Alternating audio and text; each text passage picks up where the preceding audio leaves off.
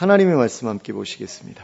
요한계시록 11장 1절부터 14절까지의 말씀입니다. 요한복음 11장 1절부터 14절까지의 말씀을 함께 보시겠습니다.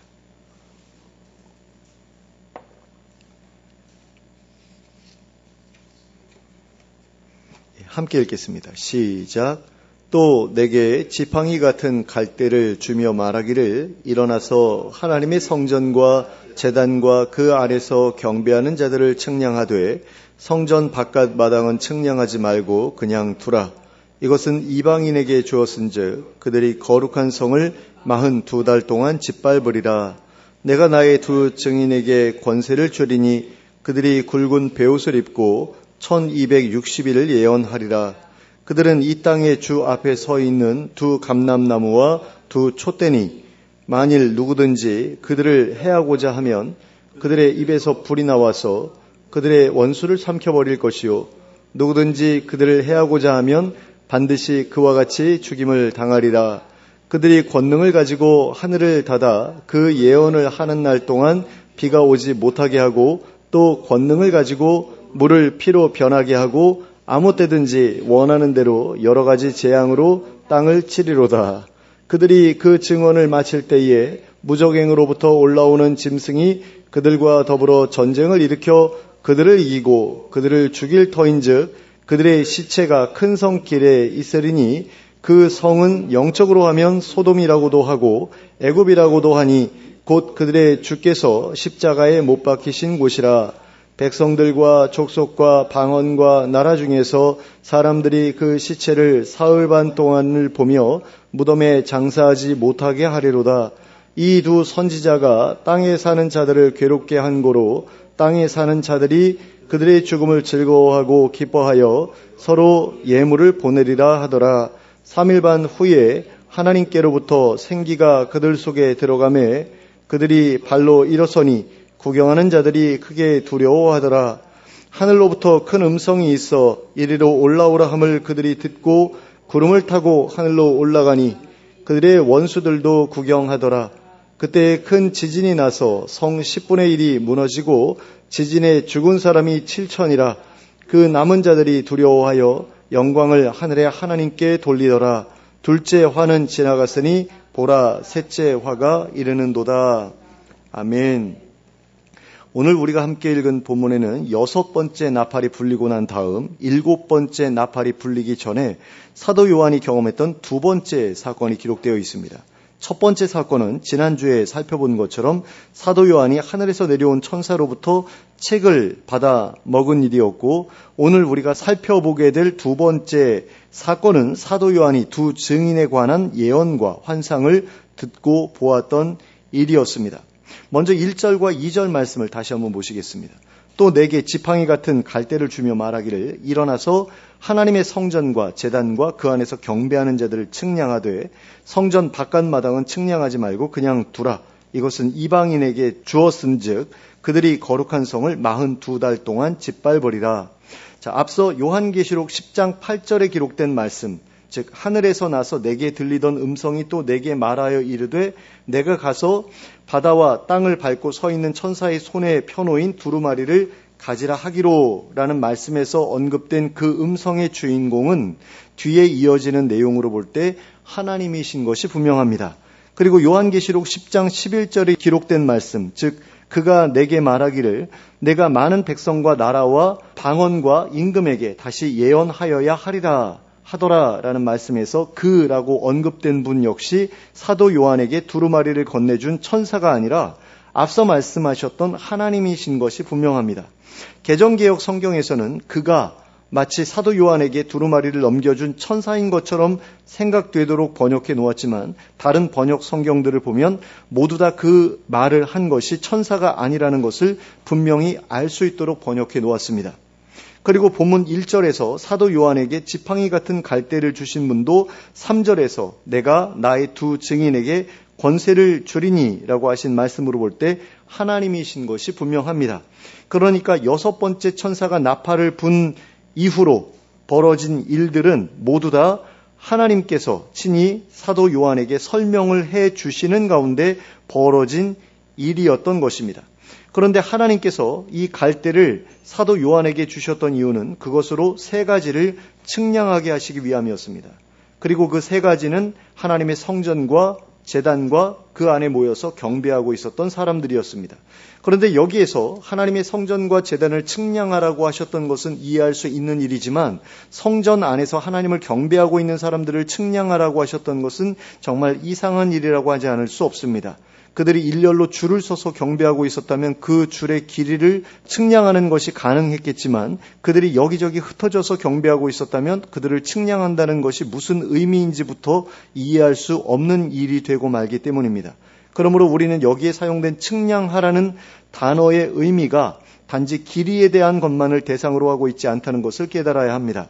실제로 이 단어에는 길이를 측량한다는 의미만이 아니라 양에 대해 조사한다는 의미도 포함되어 있습니다. 그런 점에서 성전에서 하나님을 경배하고 있는 사람들을 측량하라고 하신 것은 그 수가 얼마나 되는지 조사하라고 하신 것이라고 이해해야 합니다. 그러면 하나님께서 사도 요한에게 이러한 조사를 명하신 목적은 무엇이었을까요? 그것은 이 조사의 대상이 된 사람들이 하나님께서 보호하려고 결정하신 사람들, 즉 하나님께 택함받은 사람들이었기 때문입니다. 그래서 그 사람들을 미리 확인하시고 그 사람들에 대해 확실하게 보호하시기 위한 사전 조치로 그와 같은 조사를 명령하신 것입니다.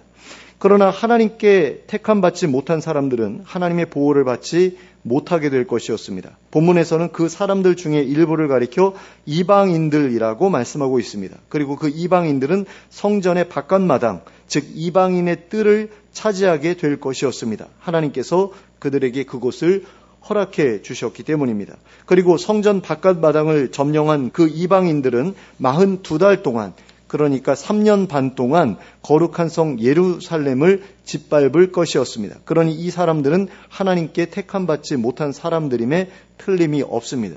하나님께서 택하신 사람들이 거룩한 성 예루살렘을 짓밟는다? 이건 말이 안 되잖아요. 자, 그런데 문제는 이 사람들에게 주어진 성전 바깥마당, 즉 이방인의 뜰 역시 성전에 속한 장소였다라는 것입니다. 그래서 예수님께서 그 이방인의 뜰에서 장사를 하고 있었던 성전 상인들을 그렇게 책망하면서 내쫓으셨던 것이죠. 그곳은 원래 이방인들이 기도하도록 허락된 장소였기 때문입니다. 그런데 이방인들 다 내쫓고 거기 와서 장사하고 있으니까 예수님께서 그들을 책망하지 않으실 수가 없으셨던 거죠. 그런 점에서 그곳에 들어온 사람들이라면 기본적으로 하나님을 믿는 사람들이고 하나님께 기도하기 위해 나온 사람들이라고 생각할 수 있습니다. 하지만 본문에서는 그곳에 머무르는 이방인들을 마치 불신자들과 똑같이 취급하고 있는 것을 보게 됩니다. 그들은 성소에 들어가지 못한 사람들로서 하나님의 보호하심을 받을 수 없는 사람들로 취급되고 있습니다. 왜냐하면 하나님께서 사도 요한에게 그들을 측량하지 말라고 하셨기 때문입니다. 그러니까 저 사람들은 내가 보호하려고 택한 사람들이 아니야. 그러니까 측량할 필요조차 없어 라고 하신 거죠.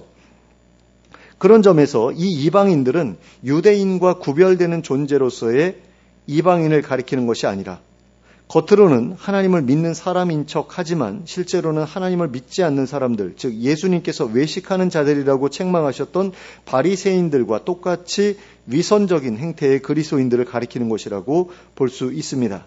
그러니까 1절과 2절에서 말씀하고 있는 것은 그러한 위선적인 그리스도인들에게도 성전의 바깥 마당 정도는 허락되겠지만 성전과 제단에서 하나님께 경배하던 사람들에게 허락된 것과 같은 하나님의 보호하심은 기대할 수 없을 것이라는 말씀이라고도 할 수 있겠습니다. 그 다음으로는 3절 말씀을 보시겠습니다. 내가 나의 두 증인에게 권세를 주리니 그들이 굵은 베옷을 입고 1260일을 예언하리라. 자, 하나님께서는 사도 요한에게 성전과 제단과 그 안에서 경배하는 자들을 측량하라고 명령하신 뒤에 당신께서 당신의 두 증인에게 권세를 주실 것이고 그들이 굵은 베옷을 입고 1260일을 예언할 것이라고 말씀하셨습니다. 그런데 이 두 증인이 입게 될 굵은 베옷은 유대인들이 매우 슬픈 일을 당했을 때나 사랑하는 가족이 죽었을 때 입었던 옷입니다. 그러니까 나라가 망했을 때도 굵은 베옷을 입었죠. 그러니까 그렇게 아주 슬픈 일들 겪었을 때 굵은 베옷을 입었다라고 생각하시면 됩니다. 그러므로 이 두 증인이 굵은 베옷을 입고 예언할 것이라는 말씀은 이들이 예언하게 될 내용이 그들의 동족, 즉 이스라엘 백성들이 맞이하게 될 끔찍한 운명에 관한 내용이 될 것이라는 것을 우리에게 가르쳐 줍니다. 그런데 여기에 등장하고 있는 숫자 1260을 30으로 나누면 42가 됩니다. 그러니까 1261을 한 달씩으로 나누면 42달이 된다는 것입니다. 그런데 우리는 2절 후반부에서 그들이 거룩한 성을 42달 동안 짓밟으리라고 말씀하셨던 것을 보았습니다. 그러니까 이방인들이 거룩한 성을 짓밟는 그 기간과 하나님께서 세우신 두 증인이 굵은 베옷을 입고 예언하는 그 기간이 서로 일치한다라는 것입니다. 이방인들이 거룩한 성을 짓밟는 기간도 3년 반이 될 것이고 두 증인이 굵은 베옷을 입고 예언하는 기간도 3년 반이 되리라는 것입니다. 그 다음으로는 4절 말씀을 보시겠습니다. 그들은 이 땅의 주 앞에 서 있는 두 감람나무와 두 촛대니, 자, 이 말씀은 이 두 증인이 하나님 앞에서 어떤 존재인지에 대해 소개하고 있는 말씀이라고 할 수 있습니다. 이 말씀에 따르면 이 두 증인은 이 땅의 주, 곧 하나님 앞에 서 있는 사람들입니다. 이것은 그들이 하나님과 매우 가까이에 있는, 하나님과 매우 친밀한 관계 속에 있는 사람들이라는 것을 의미합니다. 성전 바깥마당에 머물러 있었던 이방인들과는 달리 하나님의 뜰에 있는 감람나무 또는 하나님의 성소에 있는 촛대와 같이 하나님과 무척이나 가까운 곳에 머물러 있었던 사람들이라는 것입니다. 그런데 여기에서 두 감람나무와 두 촛대라고 말하고 있는 것을 보면 마치 이 말씀이 두 사람에 대한 소개가 아니라 네 사람에 대한 소개처럼 느껴집니다. 그러므로 두 감람나무와 두 촛대라고 번역하는 것보다는 두 감람나무이자 두 촛대라고 번역하는 것이 더 적절해 보입니다. 그러니까 감람나무이기도 하고 촛대이기도 하다라는 그런 식으로 보는 게 더 적절해 보인다라는 겁니다. 그러면 이 증인들이 감람나무와 같은 존재라고 하는 것은 무슨 의미일까요? 또 이 증인들이 촛대와 같은 존재라고 하는 것은 무슨 의미일까요? 본문에 감람나무라고 번역되어 있는 나무는 바로 올리브 나무입니다. 그리고 올리브 나무의 열매에서는 기름을 짜내죠. 오늘날에는 이 기름을 주로 식용으로 사용하지만 과거의 현지에서는 이 기름을 등불을 밝히는 용도로도 사용했다고 합니다. 그리고 촛대 역시 등불을 밝히는 용도로 사용되는 도구입니다. 그러므로 이 두 증인이 감람나무와도 같고 촛대와도 같다는 것은 이들의 사역이 어두운 세상에 밝은 빛을 비추는 것과도 같은 일이라는 것을 우리에게 가르쳐 줍니다. 그러니까 죄에 물들어 흑암 속에 거하고 있는 사람들에게 하나님의 빛을 비추어 하나님의 진노에서 벗어나도록 하는 것이 바로 이들이 예언을 통해 감당해야 했던 사역이었다는 것입니다. 그 다음으로는 5절과 6절 말씀을 보시겠습니다. 만일 누구든지 그들을 해하고자 하면 그들의 입에서 불이 나와서 그들의 원수를 삼켜버릴 것이요 누구든지 그들을 해하고자 하면 반드시 그와 같이 죽임을 당하리라. 그들이 권능을 가지고 하늘을 닫아 그 예언을 하는 날 동안 비가 오지 못하게 하고 또 권능을 가지고 물을 피로 변하게 하고 아무 때든지 원하는 대로 여러 가지 재앙으로 땅을 치리로다. 이 내용을 보면 이 사람들이 하나님께 받았던 권세가 얼마나 대단한 것인지를 알 수 있게 됩니다. 그들의 입에서 불이 나와서 그 원수를 삼켜버리기도 하고 또 하늘을 닫아 여러 날 동안 비가 오지 못하게 하기도 하고 또 물이 변하여 피가 되게 하기도 하고 또 아무 때든지 원하는 대로 여러 가지 재앙으로 땅을 칠 수 있다니 이 얼마나 놀랍고도 무서운 능력입니까? 그런데 여기에 언급된 이 일들은 하나님께서 이미 오래전에 모세와 엘리야를 통해서 행하셨던 일이기도 합니다.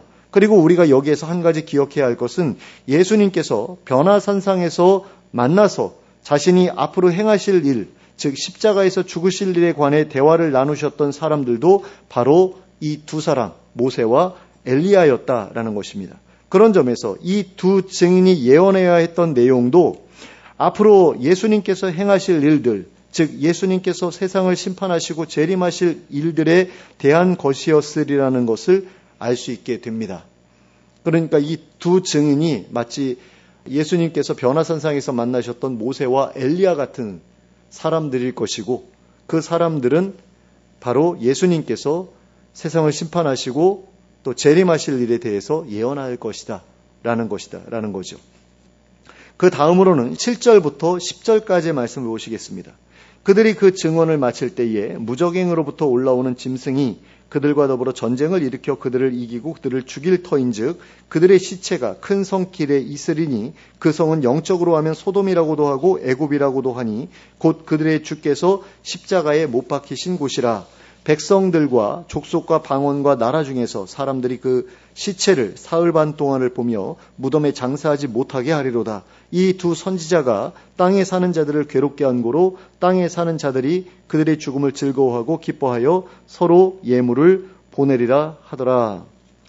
자, 7절에서는 두 증인이 증언을 마칠 시기에 무적행에서 올라오는 짐승이 두 증인과 더불어 전쟁을 벌이고 결국에는 두 증인을 죽이게 될 것을 말씀하고 있습니다. 8절에서는 두 증인의 시체가 큰 성 길에 버려져 있을 것이라고 말씀하고 있습니다. 그런데 그 큰 성은 영적으로 보면 소돔 또는 애굽이라고 불릴 정도로 부패하고 타락한 곳이며 그들의 주 곧 예수님께서 십자가에서 못 박히신 곳이라고 하였습니다. 그러므로 그 큰 성은 바로 예루살렘 성을 가리키는 것이 분명해 보입니다. 그리고 두 증인의 죽음에 대한 이러한 묘사는 두 증인의 죽음이 그리스도의 죽음을 뒤따르는 고귀한 죽음이라는 사실을 상징적으로 보여줍니다.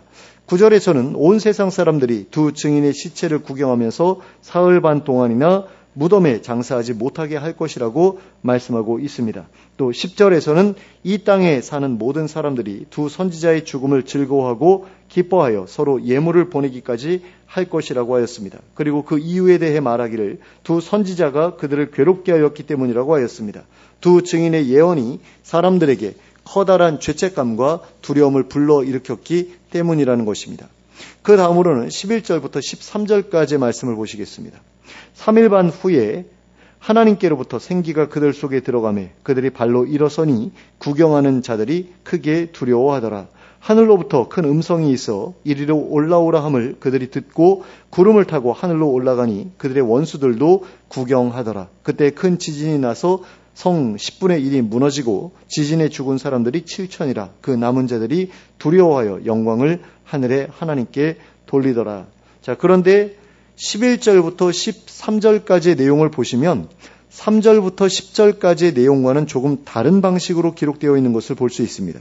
3절부터 10절까지 기록된 내용을 보시면 하나님께서 사도 요한에게 앞으로 이러이러한 일이 일어날 것이다 라고 말씀해 주신 것처럼 기록되어 있습니다.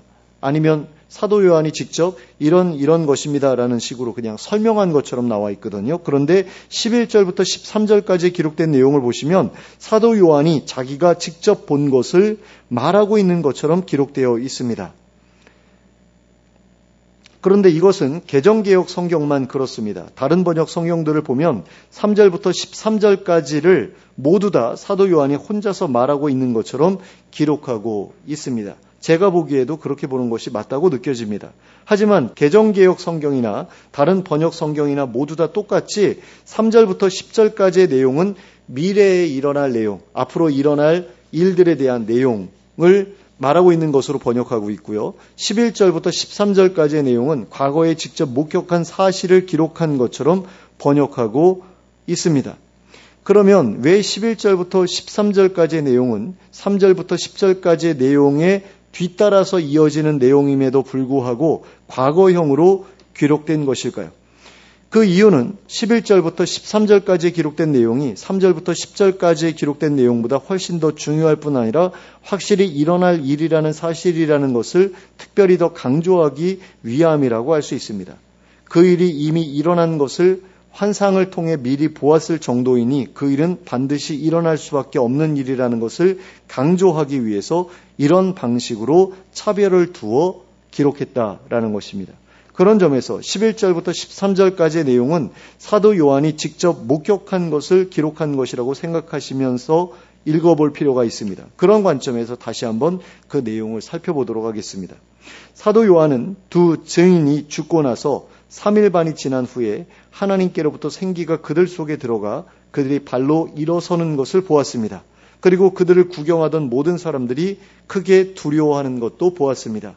그리고 그 다음에는 하늘로부터 큰 음성이 이리로 올라오라고 하시는 것을 들었고 또 그 음성을 들은 두 증인이 그들의 원수들이 구경하는 가운데 구름을 타고 하늘로 올라가는 것도 보았습니다. 그리고 그때에 큰 지진이 나서 예루살렘 성의 10분의 1이 무너지고 그 지진에 7,000명이나 되는 사람들이 죽는 것을 보았습니다. 그리고 그 재앙에서 살아남은 사람들이 하나님을 두려워하여 하나님께 영광을 돌리는 것도 보았습니다.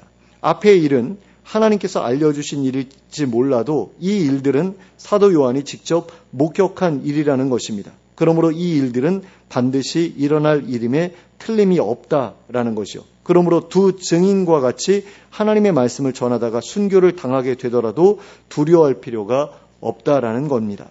하나님께서 다시 부활하게 하시고 예수님처럼 하나님 곁으로 데려가실 것이기 때문이라는 것입니다.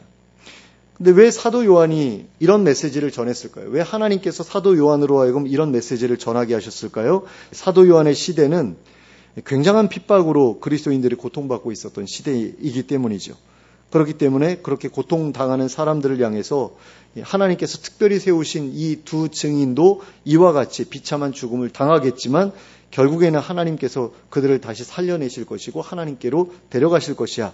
그러니 너희들도 염려할 거 없어라는 그런 의미에서 용기를 북돋아 주시기 위해 이런 말씀을 사도 요한에게 전하도록 하신 것이다. 그렇게 하기 위해서 이런 환상을 보여주신 것이다. 이렇게 이해하면 되겠습니다. 자, 그러면 이 일은 과연 6째 나팔과 7째 나팔 중에 어떤 나팔 소리와 관련이 있는 것일까요? 이 일은 과연 둘째 화에 속한 일일까요? 아니면 셋째 화에 속한 일일까요? 14절 말씀을 보시겠습니다. 둘째 화는 지나갔으나 보라 셋째 화가 속히 이르는도다. 여기에 기록된 것을 보시면 이 일은 둘째 화에 포함된 일이라는 것을 알 수 있습니다. 그런데 우리는 6째 천사가 나팔을 불 때에 2억에 달하는 마병대에 의해 인류의 3분의 1이 죽임을 당하게 되었던 것을 보았습니다.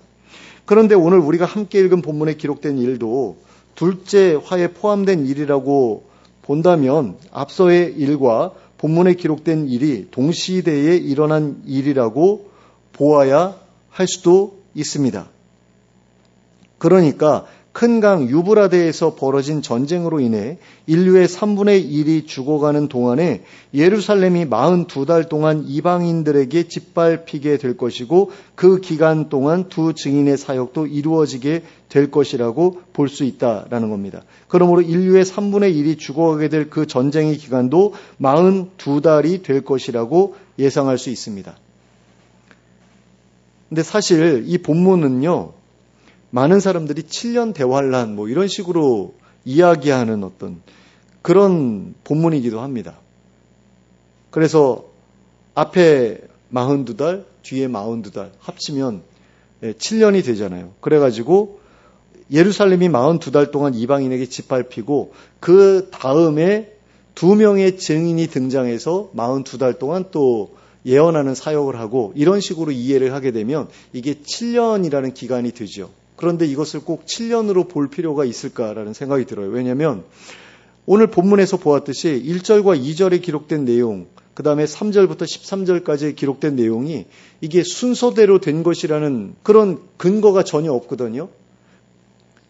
1절과 2절에서 벌어진 일이 있은 다음에 그 다음에 그 1절과 2절에서 언급한 그 사건, 이방인들이 거룩한 성 예루살렘을 짓밟는 일이 있은 다음에 그 다음에 두 증인이 일어나서 예언을 하게 될 것이다라는 그런 이야기가 전혀 없어요. 그 근거가 될 만한 어떤 이야기도 없습니다.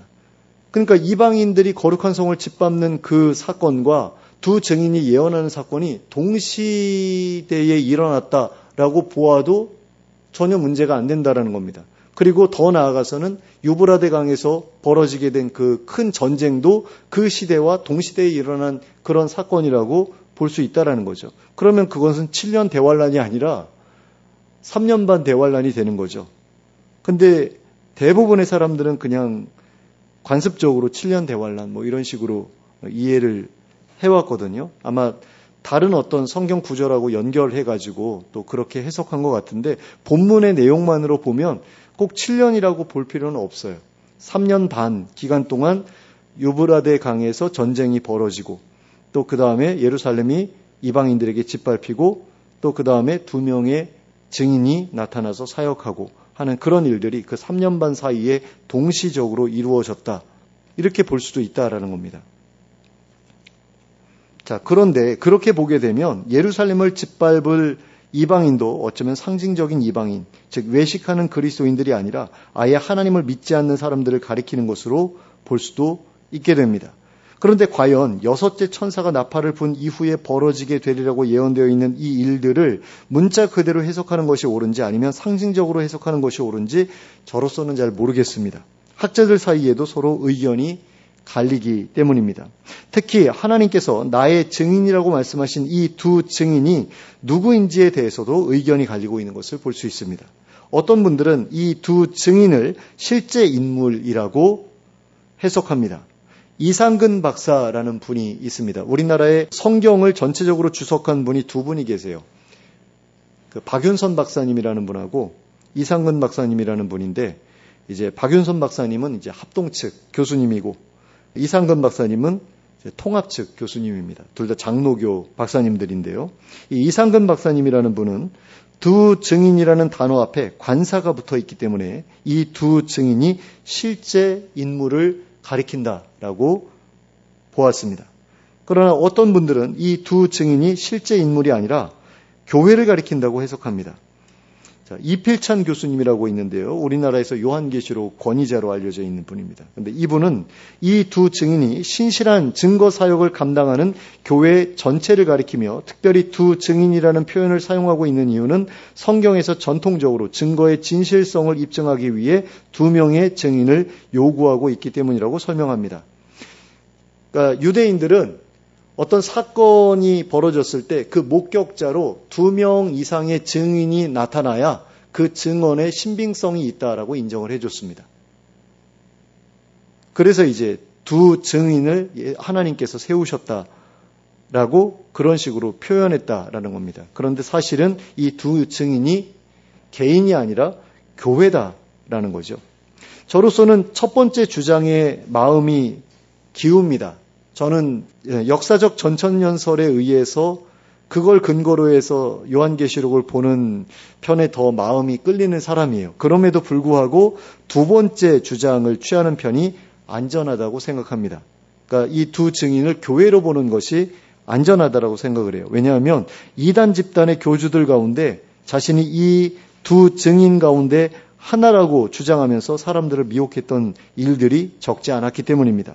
그런데 우리가 기억해야 할 것은 두 증인이 활동했던 시기에 유브라데강 근처에서는 2억에 달하는 마병대가 동원된 전쟁이 벌어지고 있었다는 사실입니다. 그런 점에서 지금까지 자신을 두 증인 가운데 한 사람이라고 주장했던 이단 교주들은 말 그대로 이단 교주였을 뿐이지 절대로 하나님께서 세우신 증인이 아니었다는 사실을 알 수 있게 됩니다. 왜냐하면 역사상 지금까지 그런 전쟁이 벌어진 적이 없었기 때문입니다.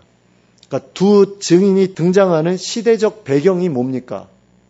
유브라데강 근처에서 엄청난 규모의 전쟁이 벌어지는 거잖아요. 그런데 그런 전쟁이 지금까지 벌어진 적이 없어요. 1차 대전, 2차 대전도 성경에 예언되어 있는 요한계시록 8장에 기록되어 있는 그 전쟁보다는 규모가 작거든요.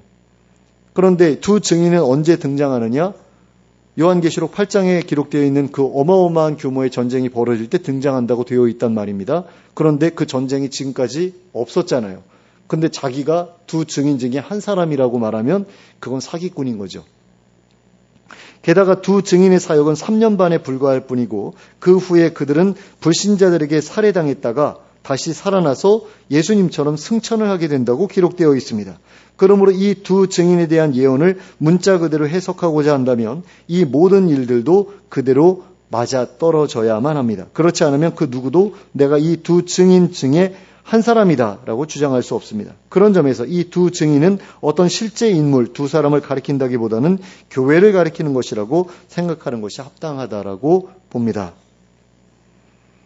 그러니까 상징으로 해석하지 않으면 굉장히 많은 그런 그 조건들이 따라붙게 된다라는 거죠. 두 증인이 실제 인물이다. 그럼 이 사람들은 3년 반 동안만 사역하다가 누군가에게 살해당해야 돼요. 무적행에서 올라온 누군가로부터 살해당해야만 하고 또 3일 반 만에 부활해야 되고 승천해야 돼요. 그걸 사람들이 다 볼 수 있어야 돼요. 근데 이 조건을 다 충족시키는 그런 사람들이 과연 등장할 수 있을까라고 했을 때 어렵지 않겠나라는 그런 생각이 들거든요.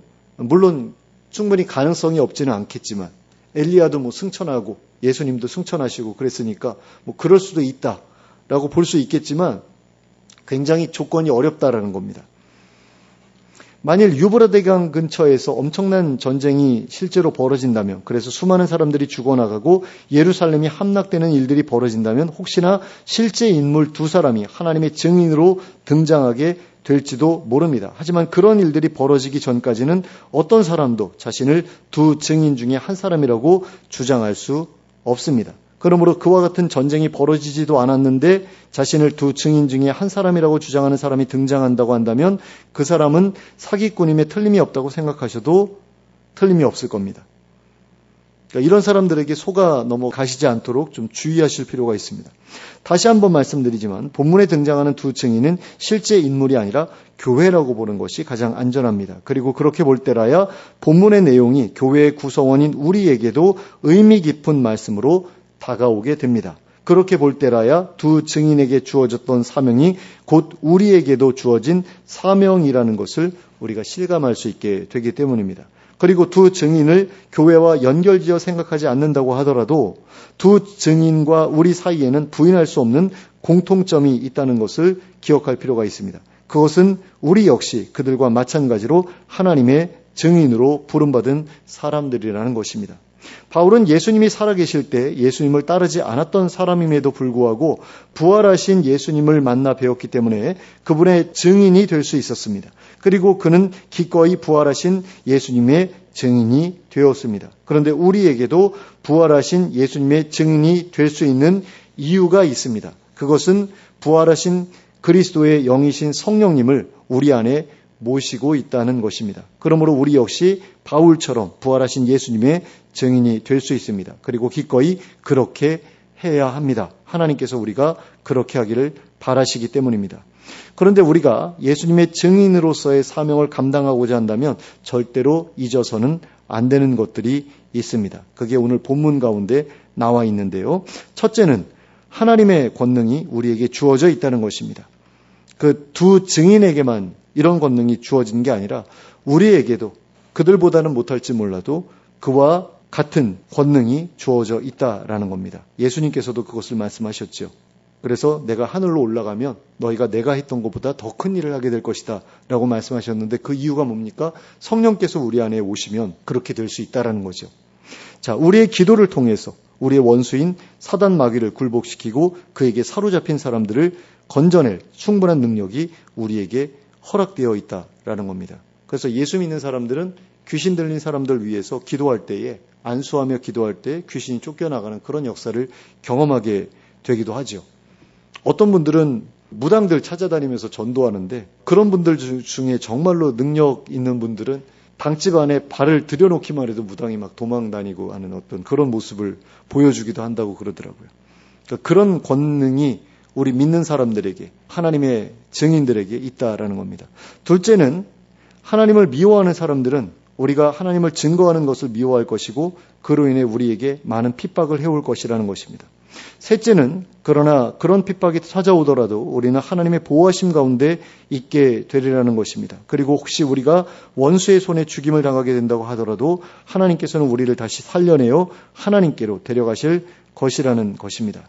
우리가 하나님을 경배하는 자로 살아간다면 또한 우리에게 맡겨진 증인으로서의 일들을 잘 감당하면서 살아간다면 우리의 영혼은 하나님의 보호하심 가운데 영원히 안전할 것입니다. 그리고 하나님께서 주시는 새로운 생명을 얻어 다시 살아나게 될 것입니다. 그리고 영원한 하나님 나라에 들어가게 될 것입니다. 그러므로 이러한 믿음을 굳게 붙들고 어떠한 위협이나 박해에도 굴복하지 않고 하나님의 증인으로서 살아가기를 중단하지 않는 우리 모두가 될 수 있기를 예수 그리스도의 이름으로 축원합니다. 함께 기도하겠습니다. 사랑과 은혜가 풍성하신 하나님 아버지, 저희로 하여금 늘 하나님의 거룩한 성전에서 하나님을 경배하며 살아가는 자들이 되게 하여 주시옵소서. 또한 하나님이 행하신 일들과 행하실 일들을 증언하기에 조금도 부족함이 없는 증인들이 되게 하여 주시옵소서. 그리고 그 일을 함에 있어 어떤 위협이나 박해에도 굴복하지 않고 그 일을 절대로 포기하지 않는 자들이 되게 하여 주시옵소서. 예수 그리스도의 이름으로 기도하였습니다. 아멘.